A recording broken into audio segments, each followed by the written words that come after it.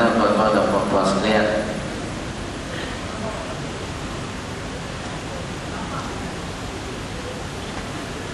Saya ucapkan terima kasih kepada semua yang bertanya. Saya jawab satu dua soalan saja, yang lain yang di panel lain boleh jawab.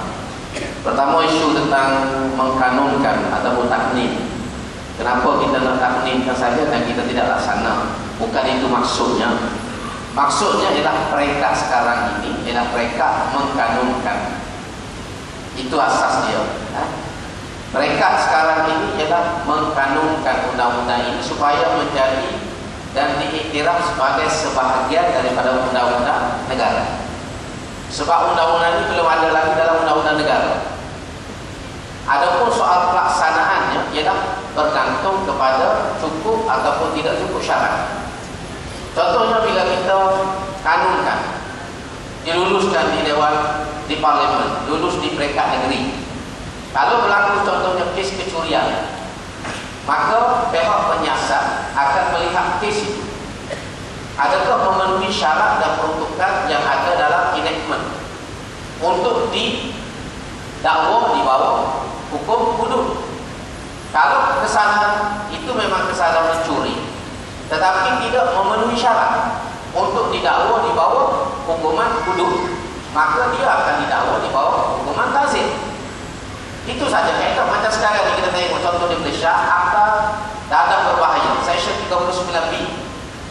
Section 39B Akta Dadah Berbahaya ini, kalau siapa-siapa yang didapati sampai kesalahan memiliki dadah dengan jumlah tertentu, dia akan dijatuhkan hukuman mati mandatory. Polis bila dia siasat kes ini, dia akan melihat cukup ke syarat ataupun tidak. Kalau syarat itu tidak cukup, ada keraguan, dadah itu orang letak dalam kereta dia sebagai contohnya, orang sorok di rumah dia, maka orang ini tidak akan didakwa di bawah Section 39B. Tetapi didakwa di bawah section yang lebih ringan, yang hukumannya tidak membawa hukuman mati.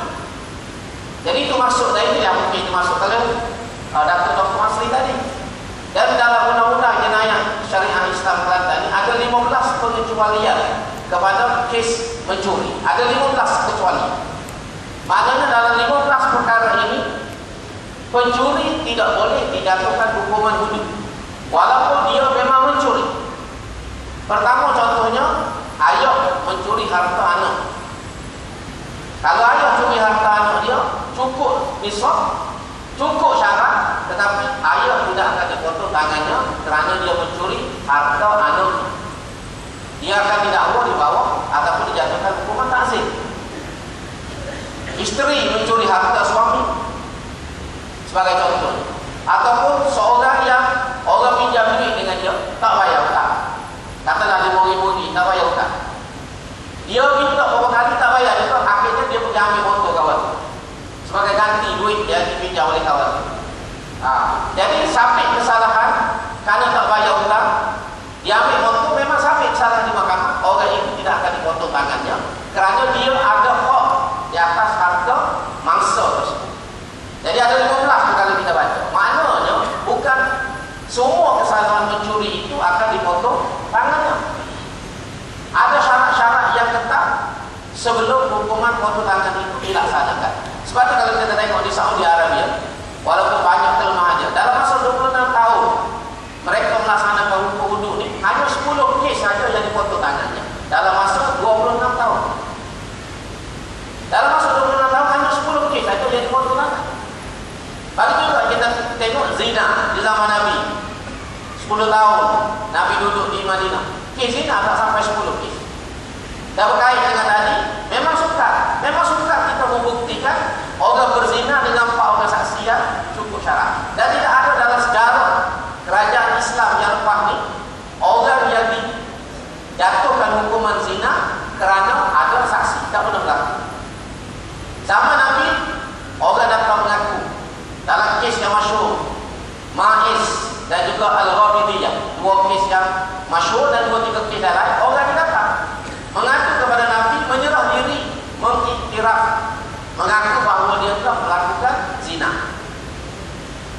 Dan memang sukar, hampir mustahil. Sebab Abu Ala Maududi dalam tulisannya menyebut hukum zina 4 orang saksinya mungkin hukum ramziyah, hukum hukum simbolik saja kerana sukar untuk kita mendapat power saksi. Karena power saksi yang baik, yang soleh, yang adil, kena tengok pada masa yang sama, di tempat yang sama, dan tengok macam keris masuk dalam sarung. Dan ada cari mana macam tu? Kalau kita jumpa, kita pergi manggil ke imam, tak ada orang. Tapi orang ini akan didakwa di bawah ta'zir. Akan didakwa di bawah ta'zir dan tidak dijatuhkan hukum maulud. Kerana tujuan utama daripada undang-undang wuduk ini ialah az-zajar. Karena kita disebut az-zajar. Orang putih kata deterrent. Iaitulah untuk mencegah manusia daripada melakukan jenayah secara bebas dan terbuka. Itulah tujuannya, bukan tujuannya nak potong tangan. Bukan tujuannya nak merejam orang berzina. Itu adalah yang terakhir. Bila kita tidak ada pilihan dah. Kalau kita boleh jumpa seorang yang sanggup berzina di depan orang sampai satu masjid boleh tengok, takkan kita nak lepas macam tu orang macam ni. Kalau kita kencang dengan batu pun padas sebab dia bukan manusia, dia sudah menjadi binatang. Macam ni yang berlaku di India. 14 orang lelaki merokok seorang perempuan dalam bas. Ya Allah boleh tengok. Itu tujuannya. Jadi ini benda yang kita kena faham. Memang sukar untuk kita buat. Sebab kepada saya, oleh kerana sukar kita membuktikan orang berzina dengan power saksi. Kenapa kita takut sangat nak laksanakan hukum rejam? Kerana hukum ini hampir mustahil berlaku. Potong tangan macam tu. Kenapa kita memperlihatkan potong tangan? Keburu buat dalam pemuda. Kita bising nak potong tangan. Kita jatuh ke hukuman mati. Dalam Kanada, Section 39 di Akta Dadah Berbahaya, mati, hukuman mati, mandatory. Dalam perkara Akta Senjata Api 67, siapa-siapa yang memiliki senjata api tanpa lesen, dia bila sampai kesalahan dijatuhkan hukuman mati. Ada dua undang-undang di Malaysia menjatuhkan hukuman mati dalam kes yang tidak melibatkan pembunuhan. Dia hanya memiliki senjata api, tapi dia tidak membunuh orang, tapi dia sudah dijatuhkan hukuman mati. Kalau kita rakyat Malaysia boleh terima hukuman mati, kenapa kita tak boleh terima hukuman potong tangan? Mana lebih mudah potong tangan ke mati? Itu saya kita memikir. Orang yang mati tidak dapat dipulihkan. Ini hanya potong tangan, dia boleh balik ke rumah dia, boleh peluk bini lagi. Kenapa potong tangan jadi isu, hukuman mati tidak jadi isu? Ini kita harus fikir. Yang ketiga, masalah rasuah. Betul, kita pun tidak membenarkan rasuah. Sebab itu kita di Kelantan, kita berusaha memastikan supaya rasuah tidak berlaku. Dan alhamdulillah dalam masa 23 tahun itu tidak ada kes rasuah yang melibatkan pimpinan kerajaan ini dan pegawai tinggi kerajaan. Alhamdulillah. Kita tidak kata kita sempurna, tapi dalam masa 23 tahun tidak ada kes rasuah, tidak ada esko yang dihadapkan ke mahkamah rasuah, tak ada wakil rakyat yang dihadapkan ke mahkamah rasuah, tak ada pegawai-pegawai kanan yang dihadapkan ke mahkamah rasuah, kerana kita amat strict dalam soal ini. Jadi kita mencatatkan wuduk ni adalah untuk melengkapkan apa yang sudah ada di Kelantan. Kita berusaha mewujudkan suasana yang untuk asli kata kondusif. Di Kelantan ini tidak ada sistem pendidikan kita di bawah Yayasan Islam Kelantan. Tidak ada dasar dasar pelancongan, kita ada enactment kawalan hiburan, kita ada dasar wanita, kita ada dasar belia. Kita berusaha, kita mengharamkan lesen-lesen untuk tempat-tempat maksiat yang kita ambil kaedah status syariah ataupun status darah. Jadi dalam masa 23 tahun ini kita berusaha membentuk suasana supaya penyudah ialah hukuman wuduk ini menjadi pelengkap kepada apa yang ada. Walaupun kita tidak kata sempurna, orang mengikut di Kelantan 36 tahun, lelaki robos, 2 budak perempuan, ini kes